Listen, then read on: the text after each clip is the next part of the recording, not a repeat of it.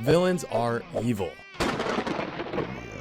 Well, duh. But as we'll soon learn, there truly are levels to this shit. Every anime fan, hell, even every media fan, knows that villains can make or break a story. I smell fear. But here's the thing, not all villains are created equal. Some villains are willing to do terrible things for what they believe to be the greater good. Some villains want to take over and conquer. Some want revenge, some seek power, and some want nothing more than pure devastation and destruction. As we move on, we'll hit levels of pure terror.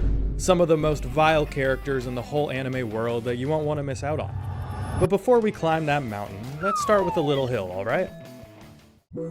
Level 1, the Rival. Coming in at our lowest level of villainy, we have the Rivals.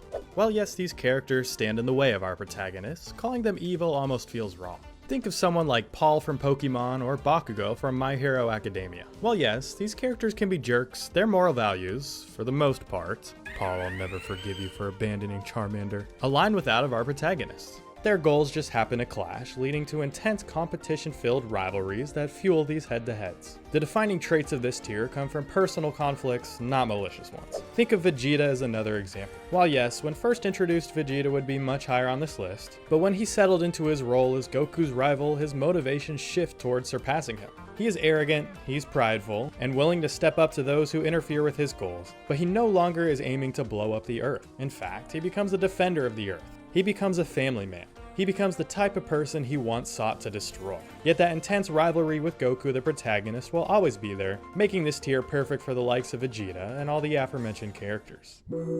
Level 2, the third-party villain.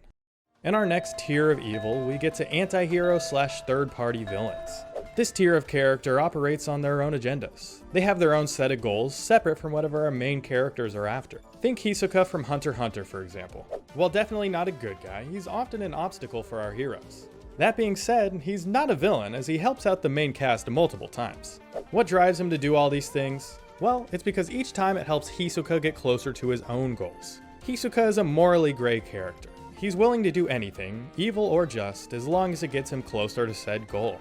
What is that goal? Simply to fight the strongest people possible. Gon and Killua have great potential, so for Hisoka, it's best to keep them alive and on the path towards getting stronger.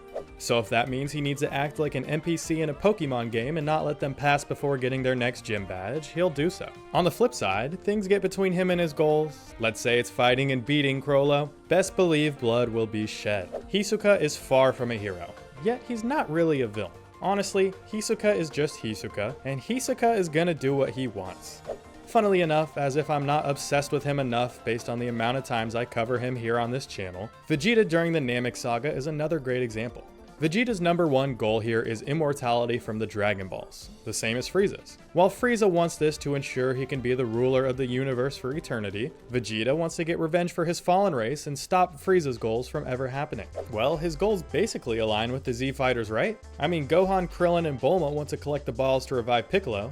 Well, yes, not completely in sync. After watching the slaughter of helpless Namekians, Gohan and Krillin are just as on board to stop Frieza. So they should all work together, right? It's literally a 1v2.5v Frieza and his entire Frieza force. Even half of the Ginyu force are stronger than Vegeta. At the very minimum, it would make sense to team up, right? Well, actually, Vegeta would rather gut kick children than enlist their help. Surprise, surprise, Vegeta doesn't end up getting his wish, and he starts his full transition into Z Fighter as he enlists his dying hope to Goku. These are characters the heroes can't trust, yet ones the villains can't control. If you've read the Hunter x Hunter manga, you know Hisoka is a way bigger thorn in the side to the Spiders, who even enlist him as a member at one point, than he is to our protagonists. On Namek, Vegeta might have killed a villager or two, but he's killed just as many, if not more, of Frieza's men. Before this next level, make sure you guys subscribe or I'll put you on my next evil persons list. Leave a like as well. Thank you. Tier 3, the Corrupted. As we get further and further into the pits of Hiffle, we get to Tier 3, the Corrupted. When you boil down to it, these characters are finally truly villains. Like Rivals, they work in opposition to our main characters, except their morals are where their distinction from level 1 characters reside. Unlike level 2, these characters aren't driven out of self-interest. Their plans are much more grandiose. These villains are driven by ideology, by their versions of a perfect world. The problem? They're willing to cross any line, or person, morally or not, in order to achieve these goals. To them, the destruction they cause simply paves a path towards their new, better world. A great example of this tier is Pain from Naruto. Nagato has experienced nothing but endless war and unimaginable loss in his life. After all that he's witnessed, the hopelessness, the betrayal, the loss, he comes to a bitter conclusion. Peace can only exist if the entire world goes through the same suffering he once did. While outsiders can see the twist in this philosophy, in his mind he is truly doing what is best to ensure peace in the world. Pain isn't the villain, just the only person willing to end the cycle of hatred within the world. Then, on the other hand, we have someone like Stain from My Hero Academia. Stain sees a society full of fake heroes. Try saying that 5 times fast. Stain sees a society full of fake heroes. Those searching for fame and money instead of justice. His terrifying solution: hunt them down and take them out one by one. Stain thinks by leaving only the righteous heroes, they'll set a good example for future heroes, even if he himself couldn't be one of those righteous heroes. While his methods were extreme and his actions flawed, his ideology wasn't completely. And of course, we have Zeke Yeager from Attack on Titan. Similar to what we just covered, Zeke's plans are morally corrupt. However, he believes he needs to take on the burden of the world's corruption in order to finally achieve peace. If you think about it, there are actually many characters like this. Light from Death Note, Lelouch from Code Geass, even Eren Yeager from the same anime. While some more just than others, from their perspectives, these characters know they're taking drastic measures, yet believe it all to be worth it on the track towards future peace. These characters are morally skewed, but truly have peaceful intentions when you break it down. Level 4. The Conquerors. Rivals, misunderstood villains, good intentions, anti-heroes. All are left in the dust as we take a turn and truly look villainy in the face, or screen I guess, for the first time. This level is the Conquerors. These villains aren't motivated by some sick twist of justice. They're driven by 2 things: power and control. They don't care about our heroes, they just care that they're in the villain's way. The world is not something to protect, rather it's something to conquer. A perfect example of this tier is Frieza from Dragon Ball Z. Frieza is a 1 in a trillion born powerhouse. Nobody told this guy to go conquer planets, except his dad, maybe. Yet with 0 training under his belt up until Super, Frieza was able to take on entire populations solo. I mean, just look at Planet Vegeta and the Saiyans, a literal warrior race wiped out by 1 finger blast. Entire civilizations are destroyed just because they dare defy the galactic overlord. Look at Namek, where Frieza was brutally killing the Namekians whether they gave him the Dragon Balls or not. Frieza's only true goal: conquer and then maintain. Then we have characters like Madara Uchiha. While yes, he claims his goal is a world without conflict, he plans to do so simply by putting every person ever under his mind control. Taking away free will from every person sounds like conquering to me, even with proclamations of peace or not. These actions are what define the conquerors of this category. Control through power, through fear, through the belief that they are above all. Now you may be thinking, that sounds pretty damn evil, man. How is this only level 4? Well, sometimes these characters can have heads on their shoulders. Let's look at Frieza again, for example. In Super, he has made a deal. Help his universe's heroes fight in the Tournament of Power in order to save the universe, or stay here in Hiffle. Someone who is truly purely evil wouldn't even think of accepting, and would rather take the first chance presented to shank their nemesis in the back alleys of Chicago. Frieza, however, he knows what's best for him, even if it means working hand in hand with the man who ended his reign all those years ago. In what is one of my favorite fights in all of Dragon Ball, hell, even all of anime, Frieza and Goku team up to face a foe like they never have before. Even past the Tournament of Power, in the manga, we see Frieza's next form, Frieza Black. Hint hint, he could have killed both Goku and Vegeta in their strongest forms in this first encounter. But he doesn't? Frieza wants to rule all life, not end it. But why? Well, Frieza is a villain, a tyrant, a conqueror. But do you know what he isn't?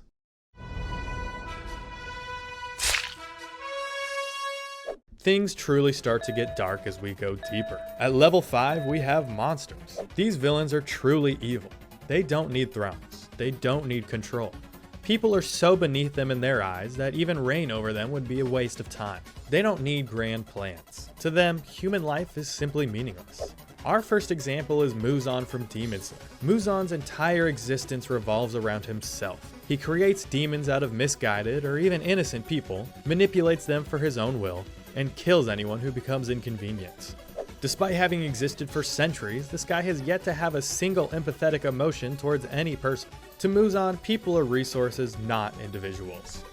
Sukuna from the fan favorite Jujutsu Kaisen is another great example. Sukuna doesn't pretend to have some greater purpose. He has no desire for a better world. He just wants what he wants when he wants it. My god, maybe Zuri from Jessie should be on this level. I just want what I want when I want it. Sukuna kills people just for being in his way. Well, what if they're not in his way? He'll kill them because it's entertaining.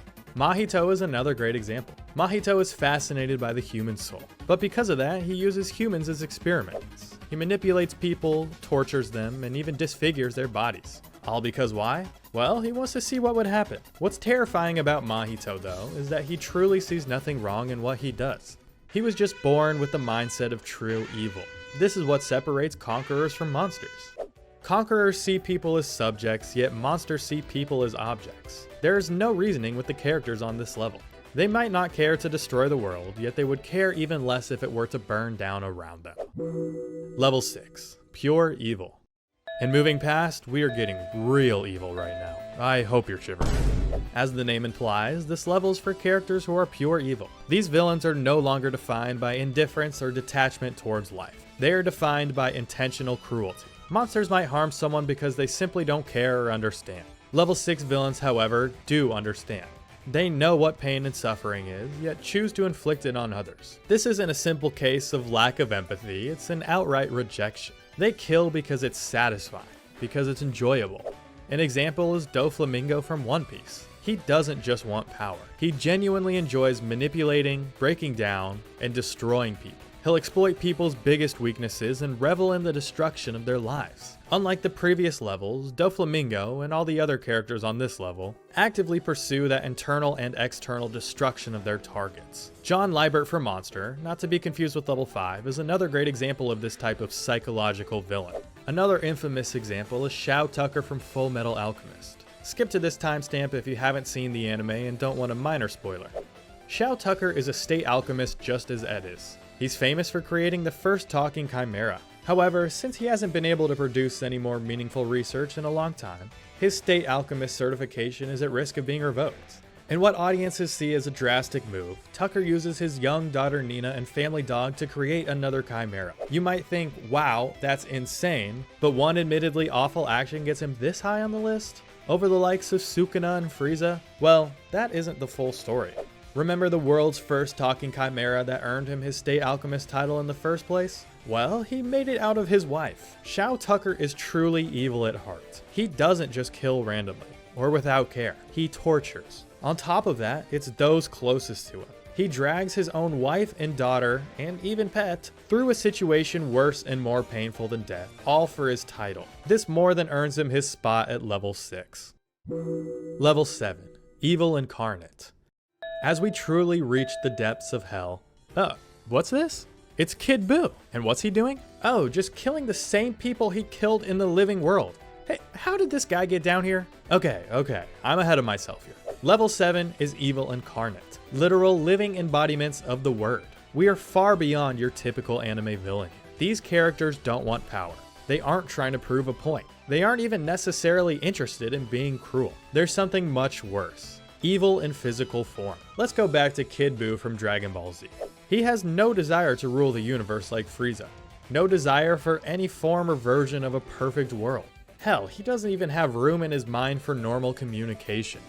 He's got the mind of a toddler, yet take all the thoughts toddlers usually have and replace it with those of destruction.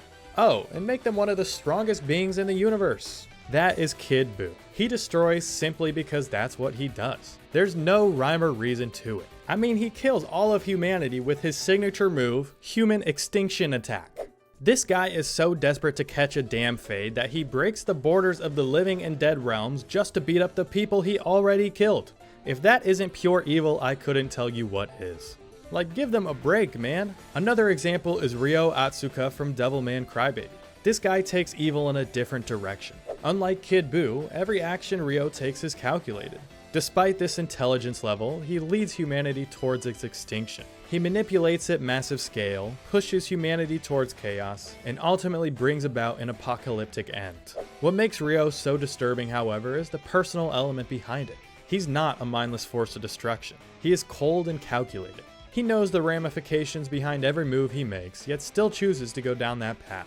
And he's literally evil, if you've seen the anime. This is what truly separates level 7 from all other levels. These characters don't want to outshine our protagonists. They don't want to sit idly in the background. They don't have a twisted view of peace or justice, and have no desire to rule. They don't kill due to a lack of understanding, and also don't kill due to an enjoyment of it. These characters want nothing but death. No survivors, no followers, no world left over, just a complete annihilation of everything. Well, tell me what you think.